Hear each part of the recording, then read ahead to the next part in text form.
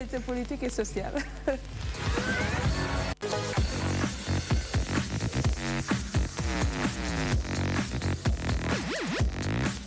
Alors, bonsoir, la présidentielle de cette année. Et si c'était la dernière chance pour Idy 2019? Wow, c'est pas pour provoquer. Point d'interrogation. Surtout. Mamet, la vie, comme ni xibar bi ñu jot légui dina doon xibar bu len neex muy coalition taxaw Sénégal bi Khalifa Babacar Sall bok. Décidé nañu soutenir coalition Idy 2019. Déjà de prime abord, on peut par rapport à cette information. Bon, wow, comme Laure, c'est une très bonne information, mais je peux dire qu'on pouvait s'y attendre tamit. Parce que ce n'est pas le début d'un compagnonnage. Andonnel, c'est législative, le président Idy Nangoun dit le maire Khalifa Sall. Voilà, il fallait s'attendre à ce que, comme des gars Nangoun Khalifa Sall, c'était un peu normal qu'il lui rende la monnaie de sa pièce et puis qu'il se rallie derrière lui. D'autant plus que nos bokay vision ñom ñaar ñep ay liggéey kat lan xamna ni fu ñu bëgg jëmale Sénégal non ko bok motax c'était normal qu'ils viennent à la coalition. Maintenant revenons à nos moutons. Troisième tentative pour Idrissa Seck, le leader de la coalition Idy 2019. Ñu bari japp ni que ni bi mom bu ko la jéem naa dem noppalu ci politiquement parce que déjà âge bi day xaw a jege li nga xamante ni moom mooy âge butoir bi muy permettre nit ñi fi mën a bokk ci li nga xamante ni moom mooy présidentielle yi waaye après 3 tentatives yoo xamante ni nit ko daf ko raté dañoo jàpp que ni war naa mën a noppalu ji kon ñu xool keneen. waaw man ma lecture je dirais plutôt que bii jàpp naa ne mooy première élection bu Idy dem carrément bëgg falu. Parce que si on se rappelle, avant même 2007, même si le problème a commencé entre Idy et Abdoulaye Wade, je me souviens, de me affronter Abdoulaye Wade. Peut-être que les gens ont fait le président Idy, qu'on l'aime ou pas, je pense que c'est fonk ay cadeau. Ce qu'il a dit, si on suivre dans le temps, en 2007, il l'avait dit, fexe na ba gisanteeg Ablaye Wade ba mujjee bañ a présenté wu devant Abdoulaye Wade. Si on se souvient en 2012 aussi, il n'a pas fait campagne, il était dans la rue pour dire bu Ablaye Wade bokk. Parce que moom dafa ne woon man du ma jàkkaarloog Ablaye Wade. Donc il était dans la rue, ce qui s'est passé, le moins bon candidat moo defoon campagne, il a été élu. Mais bii, si on se depuis 2012, Idy, il est sur le terrain. Mu ngi def du porte-à-porte. Il a rencontré les Sénégalais. Et qu'on le veuille ou pas, Idy ou 2000, 2004 et Idy ou 2019, beaucoup. Il a mûri. La différence, Idy n'est qu'un directeur de campagne pour Wade. Oui, mais moi, sur 2004 et 2000, moi, sur 2019, c'est sûr que tu as des expériences nouvelles. Sa xam-xamu àdduna day yokku sa sagesse day yokku sa xam-xam si nu nu war a jiite réew bi day yokku parce que soo nekkee si kaw peut-être am na vision boo xam ne ak dëgg boo xam ne nit ki dun la ko wax peut-être am na fu la yàlla di jaarale ngir nga gën a mën a xam sa askan gën a mën a xam peuple bi lu ñuy dund parce que quand tu es en haut am na fooy toll gars yi dun la wax dëgg loo bëgg dégg lan lay wax waaye yàlla dimbali na ko ba mu dem sur le terrain ba am lu mu dund ba nga xam ne loolu nag benn richesse la boo xam ne jàpp naa ne fu nu bëgg yegg te mooy waxuma Sénégal émergent mooy qu'on atteigne le développement te loolu moom il a les connaissances il a voilà le bagou pour mën nu fa yeggale parce que ñun war neen xam ne Afrique faut que nous arrêter faut pas oublier aussi que Idy est un homme du système. C'est le système qu'il a forgé moom moo ko indi fii ba fu mu toll te actuellement bu ñuy wax fi mu toll nii le discours que en tout cas les néopolitiques bi ñuy ëpp di incarner tey ji mooy c'est qu'on puisse se déconnecter de ce système là qui n'a fait qu'appauvrir davantage l'Afrique et encore moins par ricochet le Sénégal donc alors que est-ce que loolu ñuy yaakaar ñun mën nañu ko am ak Idrissa Seck? Non mais man je suis carrément d'accord avec toi système bii ñuy dund depuis les indépendances foog naa ne nag jot na nu weesu ko te jàpp naa ne le président Idy tey dépassé na foofu parce que système naxaate su ñu xoolee régime en place bi depuis 2012 ils n'ont qu'un seul objectif mooy réélire Macky Sall en 2017 la ñu waxoon après 2019 c'est ça leur objectif nit nag lu la tax a jóg loolu ngay liggéey gars yi mësuñu jóg pour développer Sénégal ay plan Sénégal émergent ils essayent de voilà def benn projet truc tu peux pas dire que da ngay planifier quand ils faisaient le premier plan ils n'ont pas parlé d'hydrocarbures ils n'ont pas parlé de pétrole loolu xawma incompétence wala voilà je veux pas utiliser des termes mais faut pas mélanger aussi un programme avec un plan aussi. Non, un plan, ouais, surtout. Je ne parle pas de programme. Je parle du plan. Aussi, ce sont des plans qui se trouvent dans le cadre d'un programme. Sénégal émergent, ils ont dit 2012, 2014, 2035. Voilà. Mais en 2000, Macky Sall, il y a un Petrosen. Macky Sall, il sait que le Sénégal a un pétrole. Su fekkee day liggéey di planifier dëggantaan xamoon na ne lii ak lii war na feeñ ak fii laa bëgg a jëmale réew mi su fekkee développement moo ko tax a jóg mais taxu ko jóg. mais ñun ñu seetlu ni que comme li nga xam ne mooy ci biir campagne bi fi ngeen di dem par rapport ak yenn gox-goxaan yi lu ñu ci gën a interpellé mooy ma yaakaar ni population bi ngeen waroon waxal maanaam bu ñu faloo dinañ def lii ak lii ak lii Sénégal fekk nañ ko fii dinañ ko yóbbu fee mais discours bi luñ ciy gën a jàngat moo di Macky Sall deful lii deful laa alors yéen bu ngeen ñëwee lan ngeen ñuy proposer loolu lañ bëgg a xam au lieu que Macky Sall deful lii deful laa seen programme kan la Idrissa Seck ci buñ koy suivre ci li nga xam ne mooy campagne bi. Non, ça dépend. Macky Sall me suivre, il a parlé de son programme mais tamit Macky Sall deful ça tombe tellement des nues que foo mënti dem foog nga wax ko parce que ñun lu ñu war a xam tey mooy waxuma la sax programme wala on n'a même pas besoin d'un génie pour développer le Sénégal. Lu Kagame def Rwanda loolu n'importe qui a une volonté war nga def lu ko ëpp ñun lu ñu am suñuy richesse ñoom amuñu ko. Une richesse en termes de ressources humaines, en termes de ressources halieutiques, en termes de ressources minières, c'est un problème de vision. Tout le monde gëmloo ne nous mënuñu développer ba ñun jàpp ne nit su ne woon tey dama leen développer le Sénégal en 5 ans dañ lay ne déedéet arrêté naxaate bi loolu mënul nekk il faut que mais du dëgg. Est-ce que loolu du doon ay promesse de campagne ndax gis nañ ko fii de. waaw non mais bien sûr si ku ko bëggul lépp moom ci promesse si de ku ko campagne bëggul mais dama ne à l'heure actuelle bu nu toll nga xam ne ay Corée peut-être il leur a fallu 20 ans wala truc pour nu toll fu nu toll mais léegi lépp gën a gaaw Sénégal en 5 ans suñu jógee pour ne léegi dañ bëgg a développer war neen toll fu tubaab yi toll y a pas de raison on n'est pas plus nul man léegi lan lañ war a teg ne lu tax ñun waruñu mën a avancer. Président Mbaye. Ok. Et la promesse de campagne, moi je pense que ni président sortant bi def na ay promesses yoo xamante ni bii nii. bu ñu demee ba ci cappaandaw dafa changé indi leneen dekkal nga dem ba ci biir indi plan Sénégal émergent endettement entre parenthèses. li nga xamante ni bii nii moom laa bëgg a laaj mooy yan axe yu mag moom le président Idrissa Seck ne moom lay entamé au soir du 24 février su fekkante ni il est élu président de la République. Voilà, il a développé un programme boo xam ne 1, 3, 15, 45. 1, le Sénégal, un peuple, un but, une foi. Et sur 3 axes. Axe premier, gouvernance, économie, sécurité. Après, ça a été développé sur 15 points et voilà, 45 visions programmatiques. Donc, 3 axes, vous n'avez points voilà, des changements clés. Mais aussi, c'est même pas une question de changement. Voilà, réinventer la roue. Founek, c'est un homme d'État. Il a gagné en 2000-2004. Il sait comment ça marche. Changement, c'est juste un problème de leadership. On a de mauvais leaders, on a de mauvaises personnes. Voilà, aux places, mais aujourd'hui, le président Idrissa Seck ak ñi mu àndal et qu'on le veuille ou pas nous koy gis ci plateau télé yu demee noonu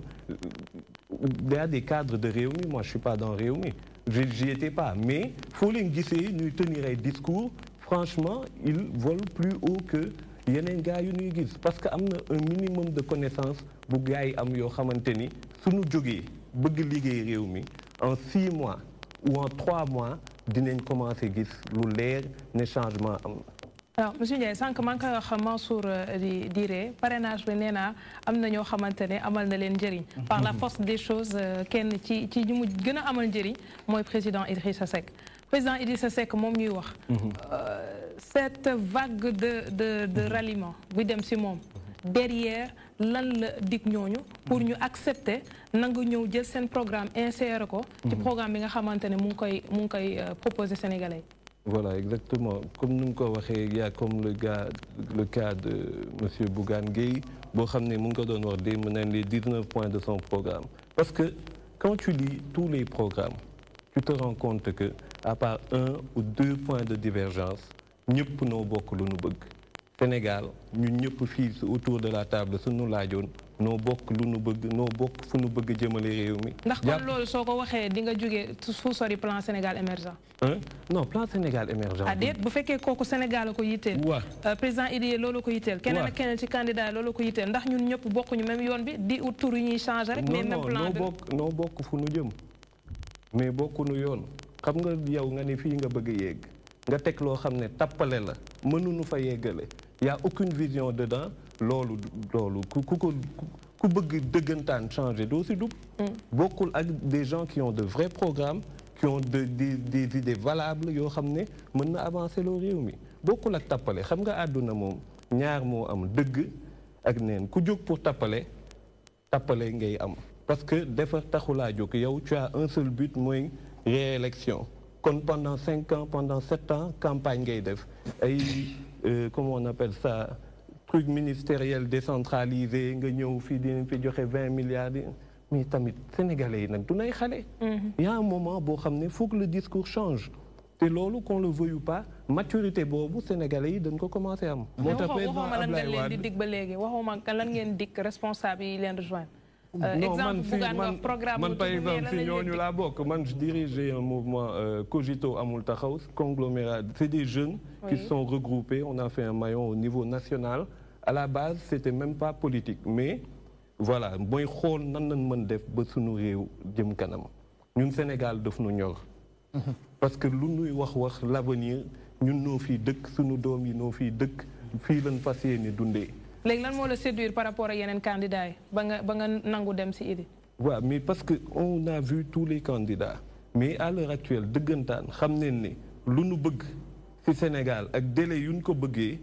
ak président Idrissa Seck lañ ko mën a am. Père Sala balaa may delluwaat si ñoom Mass. xam nga tax nag ñu neex ma ñoom ku ci nekk ki nga àndal da nga koy sang ba mu set. ragg ko tocc mi ko xeeñal ko parfum solo. ba pare Mohamed daf ñu bëgg a jaay ñoom ay intello lañu. voilà solo ko basé bu mel ni Mbaye Sène. waaye pour moom il est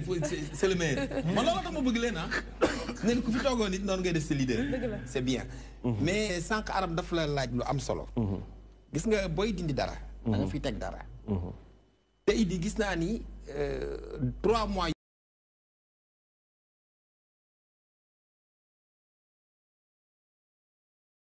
parce que xamul tax Sénégal ñun dañu am ay valeur gis nga sénégalais mun nga ko tooñ tey mu bëgg a reyante ak yow bu subaa ñu mu romb gis nit di la néewal doole automatiquement mu faral la maanaam sénégalais buggul injustice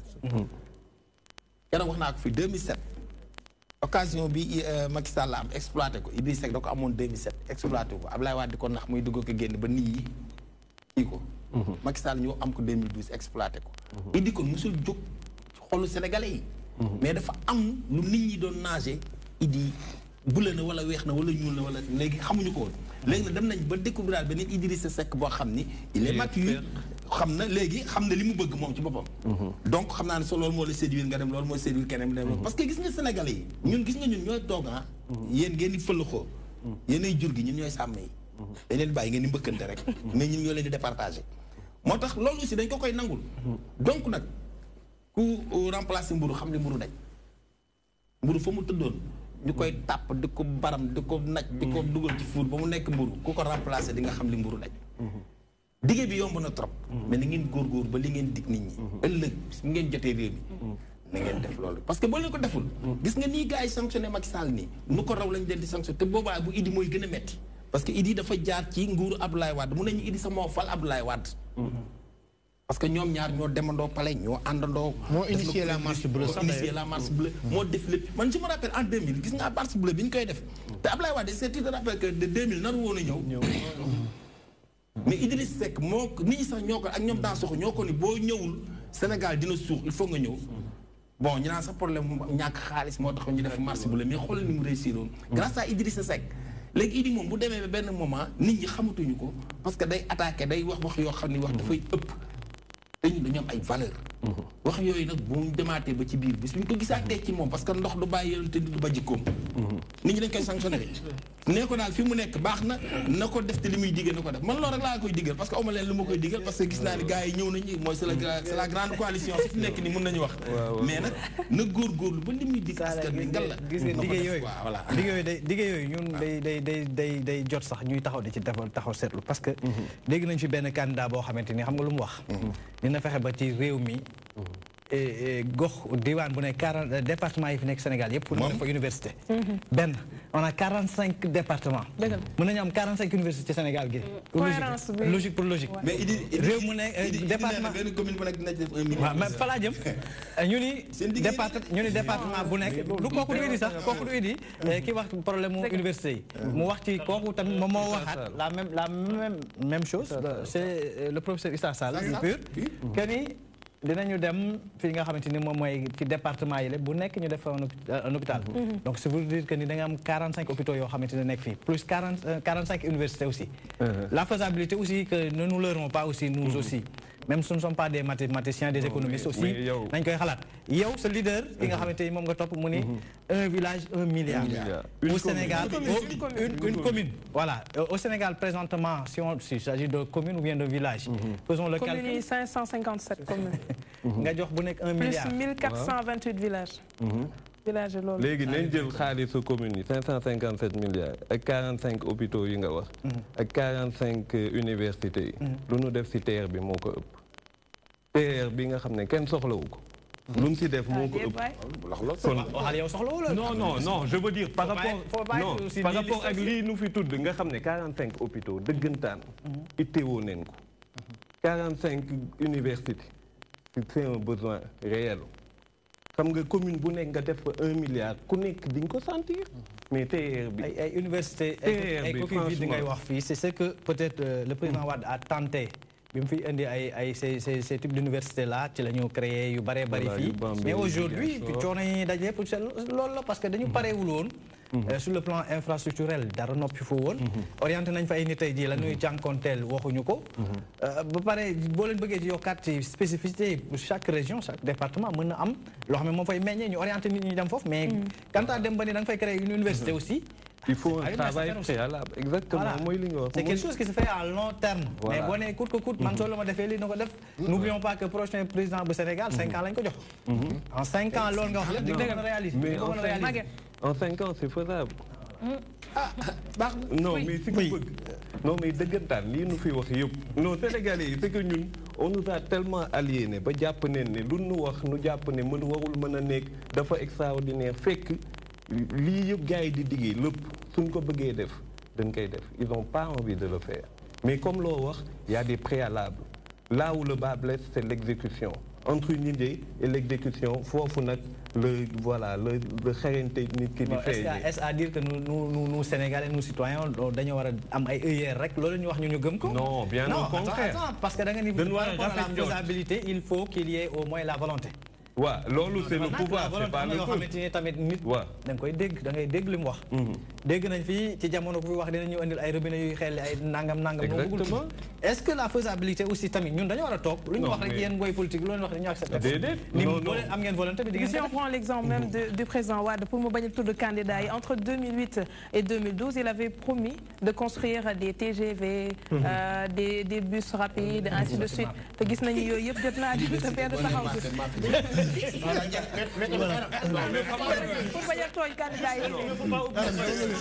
conseil des ministres décentralisé yi aussi ñu def dëkk bu ñu dem proposer pour des centaines de milliards su ma jàppee ni war nañoo mën a proposer commune bu nekk 1 milliard war na wax dëgg fa mais loolu lu mën a nekk la loolu war na mën a nekk loolu alors merci beaucoup man damay ñëwaat tuuti ci monsieur Ndiaye li mu wax sànq ne booy xool les partisans Idrissa Seck boo leen déggee ils volent plus haut que les autres xam nga loolu c'est un manque de modestie te man gis naa ne am na ñu ci bëri ñoo xam ñu ngi topp. man dama nekk en tant qu'observateur extérieur. waaw mais c'est un Mame Mbaye Niang qui parle ou Abdourahmane Diouf. mais c'est pas la même chose. xam nga loolu moo baaxul à chaque fois di wax ne yéen a gën a jàng yéen a gën a xam que ñeneen ñi. Idrissa Seck à chaque fois Sénégal yi tamit loolu lañ ko xaw a meree moom pour moom moo gën a xam moo gën a jàng moo mën a rek mën a diri ci dëkk bi te du noonu Sénégal yi itam grand bi wax na ko sànq baax na aussi ñu xaw leen respecté tuuti jox leen tuuti cër te je pense que Idrissa Seck wax dëgg il a beaucoup appris aussi de ses échecs yi nga xam ne moom def fan yi année yee passé léegi ñu bëri wax nañu mooy xool il est très mature actuellement te loolu ren jii wax dëgg-dëgg bu demee ba nga xam ne Sénégal yi jox ñu ko pouvoir pour man vraiment son destin politique très voilà jeex na mën naa wax donc fi mu nekk nii man je pense que Idrissa Seck actuellement war na def tout ba en tout cas deuxième tour mën a am fi mu nekk nii ak Macky Sall te boobaa je pense que moom mooy gën a am chance que Macky Sall effectivement au cas contraire nag Macky Sall bu génnee premier tour nag boobu moom beneen affaire la quoi te actuellement boo xoolee wax dëgg-dëgg configuration bi moom moo ëpp chance pour mën a baat Macky Sall léegi nag boo leen defee le tout ba xam nga ñu fi mel ni Ablaye Wade peut-être jàppale leen boobaa Idrissa Seck mën na génn mais tey je pense que li nga wax noonu ci programme bi tamit ci Idrissa Seck xam nga aussi tamit un programme mën nañu ko wax ne programme rek le temps d'une campagne électorale mais aussi il y a des réalités du pouvoir Macky Sall bi muy ñëw ci pouvoir bi waxul woon PSE leen loolu wax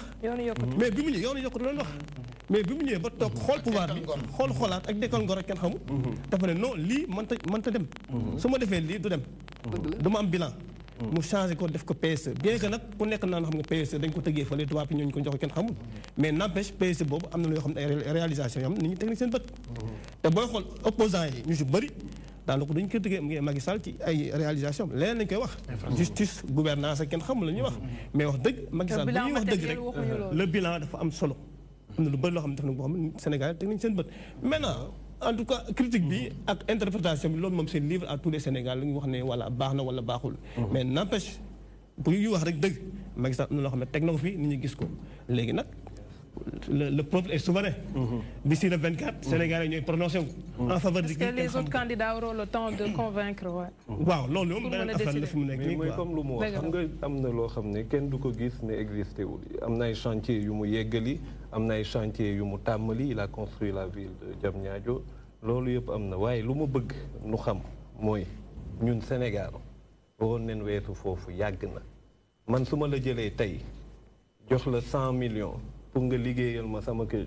nga tabaxal ma benn néeg ak benn douche def ci 100 000 ne ma liggéey naa kaay xool lii def naa fi 1000 mais def nga waaye mënoon nga def beaucoup plus nit yi lu leen nax yi c'est pas que Macky deful wala Ablaye Wade deful wala Senghor deful mooy lii nu def mënoon nañ def 1000 fois plus Sénégalais kenn ëpp ko xel ci àdduna bi ñun waroon nañ bokk ci ñu nekk ci gannaaw mais lu tax noo nekk ci gannaaw ci àdduna parmi les pays les plus mais loolu y a pas de raison yàlla teguñu ko bëggu mën a dagg waaye nag ki nga xam ne mooy Idrissa Seck bon man moom du ma militant wax dëgg du ma militant benn parti journaliste damay observer comme tous les autres Sénégalais bi mu nekkee premier ministre am na yenn chantier yoo xam ne da ko fi commencé woon ay chantier de Thiès kenn xamul ça a créé tellement de polémique loolu tamit bon beneen loo xam ne bilan am loo xam ne c'est négatif il faut le dire maintenant ñëw na tey fi mu nekk lu mu liggéey Thiès non chantier de Thiès par exemple chantier de Thiès yi wax dëgg créé problème bu rëy la woon waaye loolu ñëpp xam ne c'est politique bon xam nga ci politique quoi mais en tout cas problème la ba léegi il n'a pas su gis nga li nga wax nii dafa am solo voilà c'est que ñun Sénégalais yi dañuy fàtte dañuy fàtte dañoo baax voilà gis nga tey peut-être dañu bëgg di Macky Sall moo tax peut-être dañ koy tuumal nekkee moo baax mais nag day tëb voilà ñun duñ xool le passé on regarde waaw ñun dañu baax ñun population bi nee naa la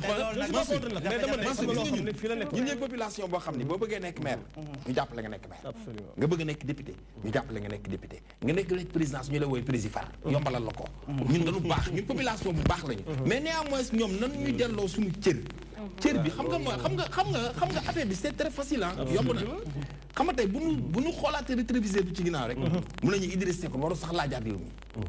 foofu la ñuy dugg moom parce que def na ay erreur yu rëy yu bëri jaar na fi mais comme ñun am nañ xol bu rafet gaaw a fàtte mën a muñal nit ñi ci ginnaaw li ci kanamam vraiment na ko defar na ko defar quoi foofu la sa waay di waxee de li am tey na ko defar quoi voilà waaw li ma ci bëgg wax rek moom mooy gis nga bu weesoo bilan bi ñuy wax matériel du bâti wala leneen ak leneen loolu bu doon loolu rek la président Abdoulaye Wade kenn du ko fi jëlee. bilaay bilaay. parce que ba mu fiy def li mu fi def fekk na ci réew mi foo xamante ni am na ñu fi ne 40 ans. mu réalisé loo xam ne en 12 ans. wallaay dafa dépassé loolu considérablement koo xam nga du problème mu bilan. te loolu ba mu koy def bari na tey ji ñoo xamante ni ils sont au pouvoir aujourd'hui on l'a nan lañ ko doon tuddee les éléphants blancs de Wade. parce que gëmuñu ko woon. maintenant le problème c'est quoi la restauration de la dignité les valeurs. yoo xamante ni bu doon wax ci nit yi jëfin. muy lan audace bi. nit ñi commencé yéegal ak seen mbagg. arrogance bi nekk fii. détournement yi. justice bi ñu koy instrumentaliser. xam nga yooyu tamit c'est un fait yoo xamante ni. gis nañ ko ci gouvernance Wade. ñu ni dañ ko fi jëlee tey jii tamit on a les signes avant-coureurs aussi ci gouvernance bu Macky Sall. est-ce que aujourd'hui les citoyens aussi sont conscients que ni ñoom seen li nga xamante ni mooy seen devoir. di seen droit boobule bu ñu ko gisul ci boy politique yi nga xamante ni ñoom lañ dénk seen i baat. mën nañ ko rocci. ñu def ko nag la manière la plus yu gën a pacifique. mais le candidat tey jii anti-système mooy kan. mooy ki ñu wax. Ousmane Sonko. mais est-ce que réellement Sénégalais yi dañ dem ba jox ko pouvoir loolu benn affaire. d'accord xam nga tey maa ngi dégg léegi Sall ak mon ami mon confrère muy félicité waale au passage ci niveau bureau kii bi Synpics bi ndaxte kat sama xarit mon ami un grand ami Bamba Kassé moom mooy secrétaire général bi donc ñoo nekkoon à la coupe du monde ensemble muy sama xarit nag Bamba ñu jóg maa ngi di déggante ñaari fan ñetti fan di la félicité waale en même temps yow ñoom Lansana Diandi mais damay am fenn foo xam te ne dama ciy taxaw fu ma dul d'accord ak ñoom ak Sall bi xam nga tey Idrissa Seck suñu nee Thiès li tax ñu ne Thiès kenn du ko fa gaye ndaxte la mu fa defa tax nga nit ku ne da ngay fàttaliku démb tey Sall su may ji teraanga di ma ji teraanga mënuma koo ji leneen du dul teraanga waaye Thiès li tax ñu fidèle ko parce que la fa Idrissa Seck def la te nag société diggante 2004 2005 2006 2007 ba Idrissa ni muy amee problème bi ba 2002 c'est parce que ñi nga xamante ne tey ñoom ñoo yore réew mi ñoom lañ ko booleel muy muusu Ablaye Wade moo tax ba Idrissa Seck tey problème yooyu ñu am ko ñëpp xam nañ mais le cas de Khalifa Sall ñëpp xam nañ c'est un problème politique on l'a accusé d'avoir mangé 1,8 milliard mais tout le monde sait que c'est un cas politique Idrissa Seck def na chantier Thiès parce que lii def nañ ko ci defuñ ko ci su ñëpp meloon noonu man daal d'accord naa ñëpp jël alal réew bi defaree ko seen gox man tey su ma déggoon premier ministre naa jël alal réew bi defaree ko Kaolack su ma déggoon sama gox naa ko jël defaree ko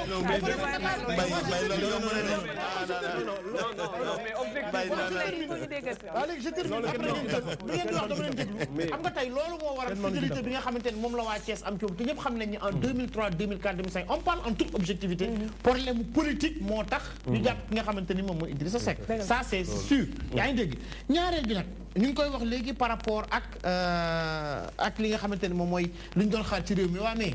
su nit yoo kañ dañ la woo pour nga indi lu bees président Abdoulaye Wade dafa defar ay route mais dañuy xaar Macky Sall mu tàllal ko su yegsee fii dañuy xaar mu tàllal na ko alhamdulilah bravo le président Macky Sall a fait parce que il a Touba bi c'est quelque chose ak yeneen yoo xamante ne def na ko incontestablement kenn du wax ne defar mais lu ñu doon xaar pont Sénégambie bi ainsi de suite stade infrastructure yi stade yeeg affaire yooyu c'est très bien on dit bravo mais li nga xamante ne fa lañ ko doon xaar mooy jikko yi parce que dañoo ne woon ci assises yi que affaire transhumance ak affaire dañ ko fiy dindi mais sous le régime de la coalition Benno Bokk Yaakaar y a beaucoup plus eu de transhumance et des transhumants terribles nag yu terrible nag ñoo xamante ne bi fi lañ taxaw ne su ma àndee ak président Macky Sall ñii sax ñu ngi transhumé tey di toog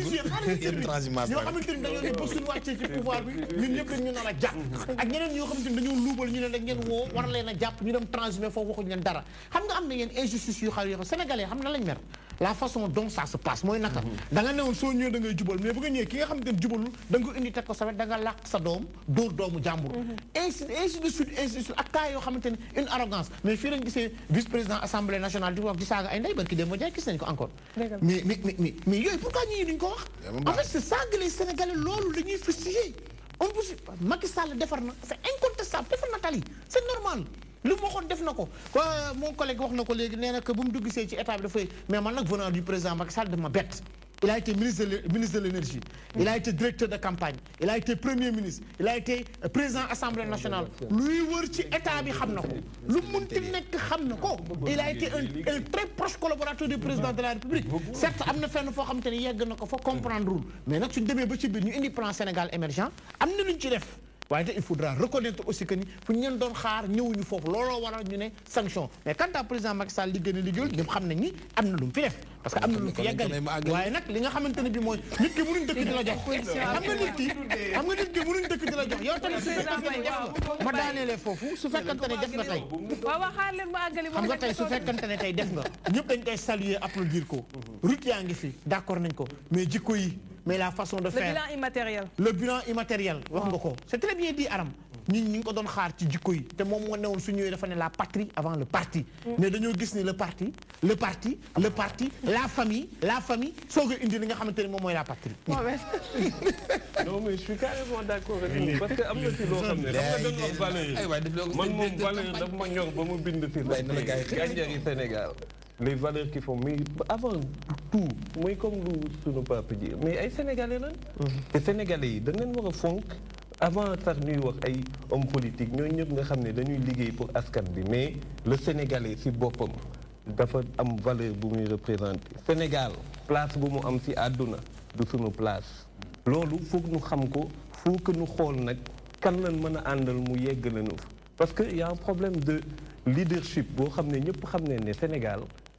mais xoolal rek loi bu nu def ci loi yi baisse des loyers dëggantaan loolu ça prouve que nullité xaw ma manque de volonté wala saupoudrage yow tëbal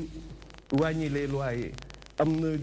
tous les ingrédients sont là la loi est là sur les surfaces corrigées il y a les experts qui sont là mais yow defal mayonnaise boo xamante ni nit ki du wàññi suba mu mën a yokkaat nga ne non ku doon fayee ko 150 000 léegi nay fay 110 000 ku doon fay 400 000 nay fay 205 mais loolu franchement c'est irresponsable moo tax on se retrouve 3 ans 4 ans après loyer yëpp yokkuwaat parce que y a rien qui sous-tend la loi parce que da nga ko def pour nax nit yi nit ku jóg pour liggéey ak nit ku jóg pour naxaate mënta yem mais ñun rafet nañ njort ne lu nu bëgg te ñun ñëpp nu bokk ko bëgg mooy Sénégal jëm kanam muy nit ci sentir ay taux de croissance c'est bien beau mais croissance foog nga koy yëg di ko yëg sa poche di ko yëg ci sa dund di ko yëg ci sa famille. yooyu nag su ngeen ko waxee premier ministre chaque fois am tontu leen. croissance les routes ne se mangent pas. ñun mangé wuñ ko peut-être moom waaw mais si la lekk yi di jaar. wax na ko rek si la lekk yi di jaar ak yeneen ak yeneen. loolu lépp si lay jaar. man je suis en phase avec Mbaye ci certains points parce que yaakaar naa je l'ai énuméré aussi. ni Abdoulaye Wade bu fi jógee président Abdoulaye Wade bu fi jógee c'est pas parce que amul un bilan matériel. Maintenant c'est le bilan immatériel muy la restauration des valeurs. ci la ñu bëree mere que ni ci nii. ñii dem nañ ba indi fi loo xamante ni yaakaar ñu dans un état. koo xamante ni yàgg na ni ci opposition dinañ dem ba nga bëgg fee indi loo xamante ni da ngay bafoué maam suñu institution li nga xam ne moom mooy jëmmal dëkk bi ñu dem ba di ko jëfandikoo nu mu la gën a neexee. ma ne loolu nag gis nañ les signes avant-coureurs mu ngi fi. loolu ci mën ci wax loolu tamit loolu fa amoon ci jamono jooju le bu fi amul tamit entièrement commencé na faire. les dossiers sous le coude du chef de l'État. voilà ay dossiers parce que bu ñu demee ba ñu yenn citoyens yi gis que ni centre tout que ni justice bii nga xamante ni moo fi nekk war a mën a séparer ki am doole mbay mi nga xam ne moom ëpp doole ak man mi nga xamante ni dama néew doole ñu war a mën a tolloo ci dëkk bi war a mën a vivre paisiblement bu ñu demee ba yoon woowule di jéng ci benn wet day metti ci citoyens ñu wax ko te loolu bokk na ci loo xamante ne permettre nit ñu sanctionner ndax alal moom ce n'est rien d'autre qu'une chaîne d'hommes créateurs de valeur ay valeurs yu ñuy def maintenant pour revenir à Mbaye je suis obligé de revenir sur ça Aram nga jégal ma ko rek mooy en quelques secondes par rapport ak Thiès bu man quand je parle de regarder dans le rétroviseur c'est pas ça signifie pas que nga xool aspect lu bon ci nit ki mais da ngay xool nit ki jaar-jaaram ba ma waxee chantier Thiès que ni waa Thiès looloo tax ñu fidèle ak je suis pas d'accord avec toi Mbaye loolu Thiès rek nga wax Thiès département alors qu'on parle de la région tey da ngay dem Tivaouane li nga xamante ni loolu la fa njiitu réew mi def Macky Sall mi li tax tey jii peut-être ñu yaakaar que ni élection yi fi jaaragul Tivaouane mu fay am ndam parce que dafa am loo xamante ni ci 2044 la woon xaalis boo xam ne dañ ko dégagé woon bu waroon na mën a couvrir toute la région Thiès la département de Tivaouane Mbour yooyu yëpp gox yi ba gox ak goxaat yëpp ci lañ bokk léegi ñooñu lépp ñu cristalliser ko au niveau de la région du département de Thiès ñu am loolu ñeen ñi nga def leen nan nga bàyyi leen yow da ngay xëcc mbubu yëmale sa kaw ñeneen ñi nga xamante ni ñoom nga war a seet nga bàyyi leen donc y a un problème foofu la faut pas se dire que ni 44 il faut pas typiquement dire que c'était benn affaire politique même bu ci politique amee aussi am na loo xamante ni yoon la il faut que aussi les politiques arrêtent que lu fi am ñu ne ñu mbiru politique la aussi tamit yéen vous pouvez pas au-dessus de la loi après ma ñëw si yow Maguette non mais voilà en 2004 ce qui s'est passé c'était un processus mooy tàmmali par le département et puis voilà dem ci yeneen régions yi parce que nañ waxante suñuy fàttaliku dëggantaan xawma est-ce qu'on se souvient entre 2000 ak 2004 entre 2004 période boobu alternance bi nu gars yi doon liggéeyee ute nag de 2004 à 2012 loolu si on se souvient bien ñëpp xam nañ ko période bu Idrissa Seck nekkee ci gouvernement bi c'était différent ak bu mu demee c'est pas la même chose liggéey dafa am yoon. nit lan mooy ci différence bi. mais non mais tout est différent mais état d'esprit gars yi mais lépp lu ñu commencé non par exemple lu ñu waxoon ci décentralisation dañu yàkkamti 44 nga xam ne ça devait être Thiès après ça devait être les autres régions après bu coow yi commencé on a arrêté Thiès sa yem alors que ça devait couvrir toutes les régions. Grappe de convergence yi mis en place par Idrissa Seck affaire yi avancé il y a plein de choses yoo xamante ni mais après 2004 c'était la débandade même sérieux bu gars yi doon teg ci liggéey yi tout est allé de tous les côtés parce que liggéey dafa am yoon da nga koy teg am une vision nga oowee ko plan oowee ko bëgg-bëgg ak noo ko mënti oowee il faut un plan ak une vision nga ne fii laa bëgg yegg nga dérouler voilà loolu su daggee nag wala soo ko bëggul mënoo développer. oui merci beaucoup en tout cas question boobu par rapport Idrissa Seck ak Thiès man li ma ci wax dafa leer. keroog rek premier ministre Mahammed Boun Abdallah Dionne jox na réponse bi bañ ko ne daanaka Gossas ba mu dëkk amul sax gynécologue.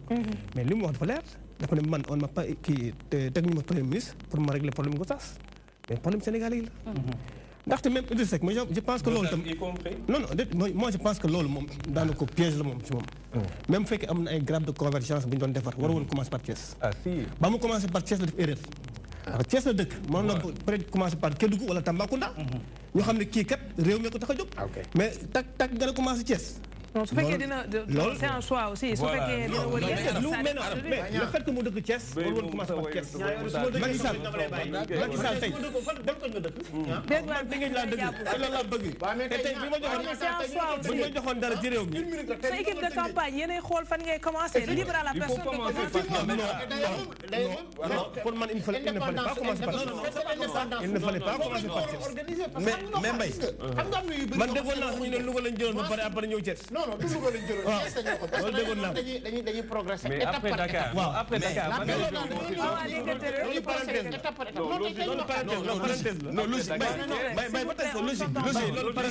logique bi sax bu ñu nee région de Thiès. non bu ñu génn sax Thiès. mais dañu ñëw région de Thiès. Tivaouane ci la bokk. absolument dafa yaatu dafa large. mais d'accord mais bu fekkee sax da nga ni bokk naa commencé ci commune bi. mais nga tas ko. parce que liggéey la boo xam ne xaalis baa ngi fi lépp a ngi fi ouvrier yaa ngi fi ñu koy liggéey ñi ngi fi nga am loo def Tivaouane def Mboro def Thiès def fii. parce que non j'arrive non c'est-à-dire li ñu gis voie de contournement bi. non li ñu gis dans la commune. voie de contournement mooy desservir Tivaouane desservir Mboro. waaw mais c'est-à-dire non mais c'est-à-dire xam nga. mais tey dem ñaaju daal dugg ci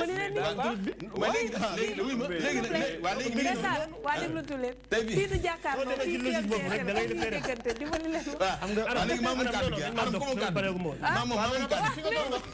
man nga tey su ma éliroon tey par exemple tey ma nekk tey exemple ma nekk président de la république wax dëgg fa yàlla su ma nee defaral dinaa defar Grand Dakar bii ma dëkk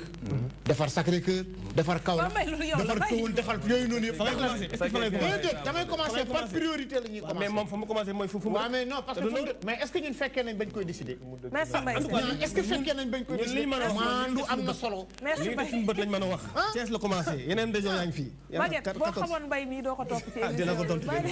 léegi benn affaire bi dama bëggoon ñëw ci un peu sur les valeurs oui xam nga boobu ba léegi ñu doon wax Macky Sall sous Macky Sall en tout cas valeurs yi dañ ko xaw a désacraliser non Macky Sall je pense que moom moo def le programme de modernisation des cités religieuses quand même te ñun ñëpp yaakaar na ay Sénégal lañ ku nekk boo nekkul murit yaa ngi tijaan wala nga xaatu wala leneen te tey jii daana ko taalibe yëpp kontaan nañ ci Macky Sall li mu leen defal loo xam ne dëgg-dëgg amuñu ko si woon ci Abdoulaye Wade amuñu ko woon ci kenn donc loolu dara la maintenant le fait que gars yi gis benn ku mel ni Aïssata Tall Sall jóge feneen ñëw ci Macky Sall dafa trans waxal wax ji nga naan jóge fee yow it Maguette ni nga waxee sànq ba léegi ku la dégg xam nga far pour man ku la dégg xam nga far Mbaye mais maa ngi koy catalogué mais yow it ku la dégg xam nga far dañuy waxtaan rek du far sax fii Mohamed moo fi am wàll pour far mais kuy dem ci mbir kuy dem ci bërëb mais kuy dem ci bërëb sax arab dafay fekk say naw la sa yére français doo ko passé sa yére français di nga ko passé parce que tey nag kaay moo la benn affaire modernisation boobu nga yor cité religieuse yi waaye mais c'était une demande Macky Sall xam ni lu baax la mu def ko loolu dañ koy applaudir mais loolu waroo ko boole ci bilan nit. loolu waroo ko sax boole ci bilan. man fi ma d'accordul ak moom rek Mbaye. xam nga restauration des valeurs la ñu wax. waaw mais c'est yow nga ni ma ay modernisation. ñaari invité politique nga am s'il vous plaît. ñaari invité politique nga am tey. Mbaye dimbali ma Mbaye. man dama gisul rapport direct entre revalorisation donc fexe ba nga valeurs yi nga xamante ni fi jóge woon ñu dellu si waat ko ak ay modernisation des cités religieuses. mais ban valeur ma fi nekkoon di jóge. waaw non valeur yi lan mooy valeur yi fi maam bàyyi woon ngor ak non politique ne man fi laa nekkoon léegi damay dem ci Macky Sall. Maguette merci. Maguette dafa la France. Yéen ñëpp laa bëgg s'il vous plaît. Merci beaucoup. Pesa yow sa dagay bàyyi may mun a sa question pour ñu génn ci polémique boobu ñu génn ci côté boobu man sànq dama la dégg nga wax que bu ngeen jëlee réew mi yu bëri dinañ ko fi yoo xam ne daal pertoon nañ ko di ngeen ko indiwaat mais avant campagne bi bu ñu nekkee ci période xëy campagne ma ne sànq wax nga bis bi ngeen jëlee réew mi maanaam bu Idrissa jëlee réew mi yu bëri yi nga xam ne perte nañ ko comme ay valeur yéen di ngeen ko indiwaat sànq maanaam restauration des valeurs yoo xam ne perte nañ ko et tout ak tamit wax nga fi tamit que li nga xam ne mooy séparation des pouvoirs wax nga ko fi fan yee ñu xanaa ñaari plateau moo am xanaa ñaari plateau wala da ngay ma ñëw ci question nga bàyyi parce que kii fàtte na li ma bëgg point bu ma bëgg soulever mooy fan yee ñu génn ci période pré campagne bi nga xam ne Idrissa Seck demoon na prison pour seeti Khalifa Sall ñu dégg que mu ne bis bu jëlee réew mi dina génnee Khalifa Sall ci prison bi ndax loolu rôle am la bu boobaa ana justice waaw xam naa tudd moom séparation des pouvoirs peut-être yow yaa ko tudd mais je pense que moom wàllu bu mu ko waxee mooy dans son programme il a parlé de remettre en place la justice nit koo xam ne da nga bëgg tegaat en place justice bi te mu war la jiite ci réew mooy dëggantaan lépp lu fi jaar loo xam ne leer na ne lii du yoon di nga def lépp loo mën pour que ku nu defoon injustice nu tegaat justice ci kaw koo xam ne nekkuloon ci yoon nga teg ko ci yoon am na loo xam ne ñëpp xam ne du yoon kon qu'il le dise ou pas ñëpp xam ne Macky Sall su fi jógee keneen ku fi toog di nga xool loo xam ne daf ko def purement parce que si mais Macky Sall nëbbu ko dafa wax na ne Khalifa Sall daf ko tëj parce que bëgguloon mu présenté wu contre moom nit ku nu jiital nag nga ñëw nekk président xam nga ne lii moo tax nu tëj diw le minimum que tu puisses faire mooy nu xoolaat procès boobu. mais loolu du liggéey justice je veux dire président loolu. du cëram daal. mais du cëram loolu justice dañuy bàyyi c'est le président de tous les Sénégalais. waxuma la sax oui mais il n'est pas le chef de l'appareil judiciaire. non il a pas dit damay jóg génne la. pour te mais prérogative bu président c'est dans la constitution tu as mën nga amnistie ku la neex xam nga loolu prérogative bu président la boobu. kon loolu su ko neexee mën na ko jàllale foofu wala mën leen defaat xaw ma ban pouvoir la koy jàllale mais en tant que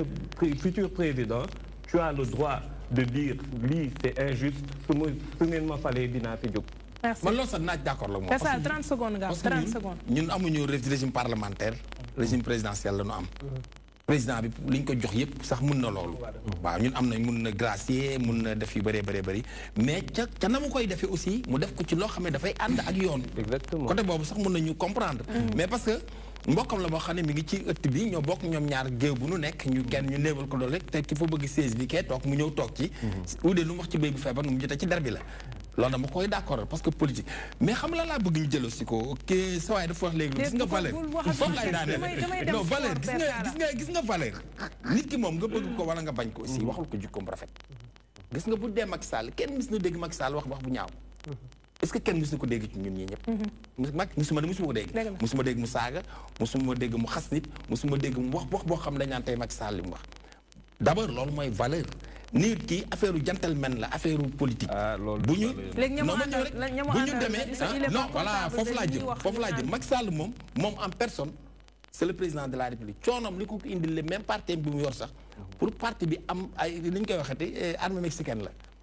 ñëpp kenn seeful kenn loolu rek mooy problème am. waaw léegi d'accord naa li nga wax Pessala d'accord naa li nga wax moom du saaga mais am na ñu koy defar am na ñoo xam dañ leen yónni kenn mënu leen téye ci parti boobu noonu bu ñu génnee wax rek ñu taf seen génn ki taxaw fii ci bi toogoon kenn nangu li muy wax leer na la ni li muy wax ni wallaahi Macky Sall du ko wax loolu man leer na ma ni sax bu ko def sax day déranger Macky Sall parce que nit ki nag